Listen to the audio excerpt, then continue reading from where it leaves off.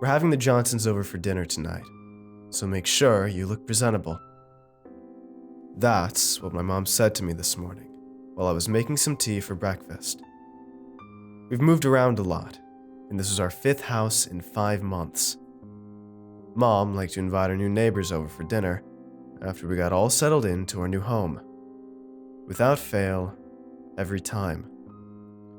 There was the Garcias, and the Calhouns, the McKinleys, the Abernathys, and now the Johnsons. She used to invite someone new from our neighborhood in the first house we ever lived in every few months. That's the house we stayed in the longest. After that, however, we began bouncing around from state to state, house to house, and neighbor to neighborhood. I was never really sure why we moved around so much, but I knew better than to ask. I spent the majority of the morning lounging around the house.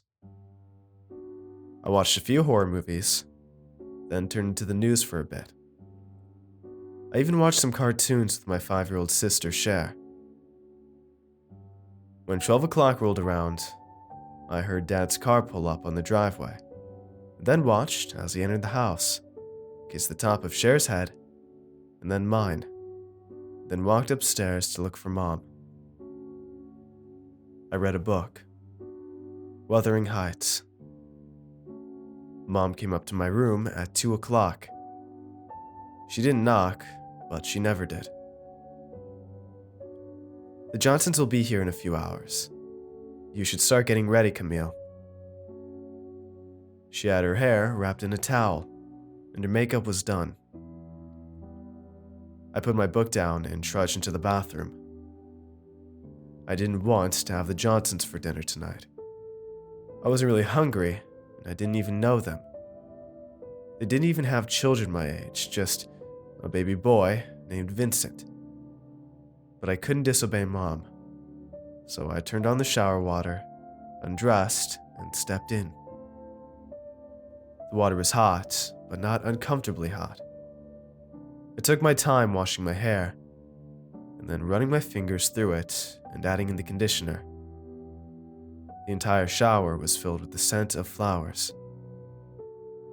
I washed my body, then my face, and finally, reluctantly, stepped out of the shower. I took my time again, patting myself dry and then rubbing some lotion all over my body. I walked back to my bedroom and stood in front of my closet. I almost wanted to throw any random thing on, but I knew that I should dress up and make a bit of an effort for Mom, so I picked out a black dress. It was plain and relatively simple, but not too simple. I slowly got dressed, then put on some small heels. I stared at myself in the mirror as I blow-dried my hair. I didn't want to have dinner with the Johnsons. What was the point of making friends if we were only going to move away in a month? It was the same old situation, time after time. But I couldn't disappoint Mom. My older brother Marcus did, and now he's gone. Mom made him leave, took him away because of it. I don't want Mom to do that because of me.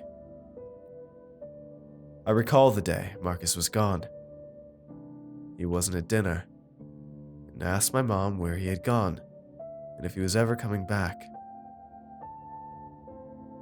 "Eat your dinner," she had said, putting a leg down on my plate and then handing me the hot sauce. I didn't ask anymore after that.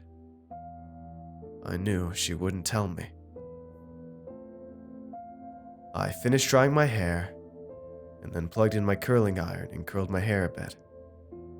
Then I added my makeup. I stared at myself as I added the final touch, red lipstick. Although I'm not sure why. It would rub off after I ate. I heard the doorbell ring and looked at the clock. It was only 4. I heard Mom and Dad greeting the Johnsons, and I could hear their baby making noises while my parents gushed over him. I heard Mom in the kitchen, getting some drinks for the Johnsons. I wondered why they were here so early. Usually, the guests came over around 5, as we normally ate dinner around 5:30. I sat in my room, waiting for Mom to call me downstairs. I tried to eavesdrop on the conversation, but it was too quiet, and I couldn't hear anything for a while. Then I heard Mom in the kitchen, getting dinner ready. It took her a while, and she finally called us down at 5:35. "Camille, Cher, dinner time." I walked out of my room and I saw Cher already running down the stairs. I walked into the kitchen and Mom was setting down a basket of bread on the table. Dad was already seated, and so was Cher, her face barely visible above the table. I took my seat and waited for Mom to bring over a pitcher of her famous berry juice.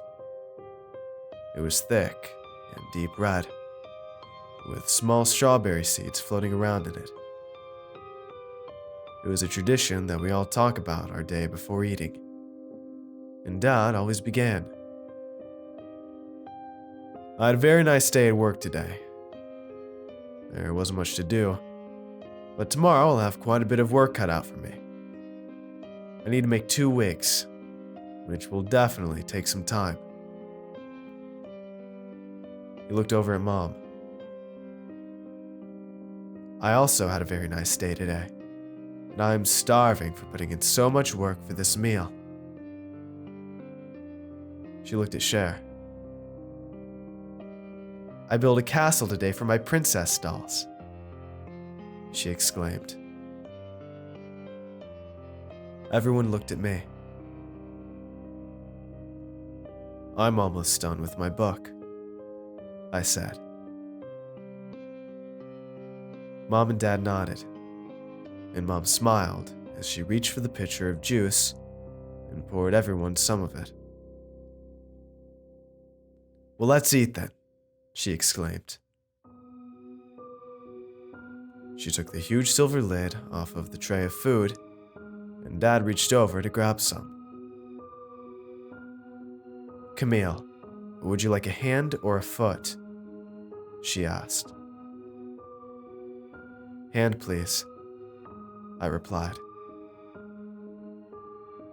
She handed me a tiny foot, and I stared at it for a while before pouring steak sauce all over it.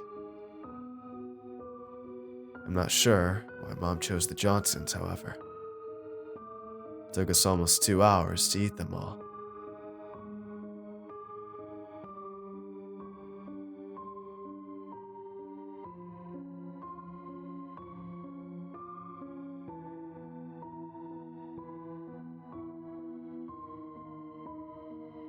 Hey everyone, I hope you enjoyed today's video. If you want to see more, let me know in the comments below, and tell me what you thought of this narration.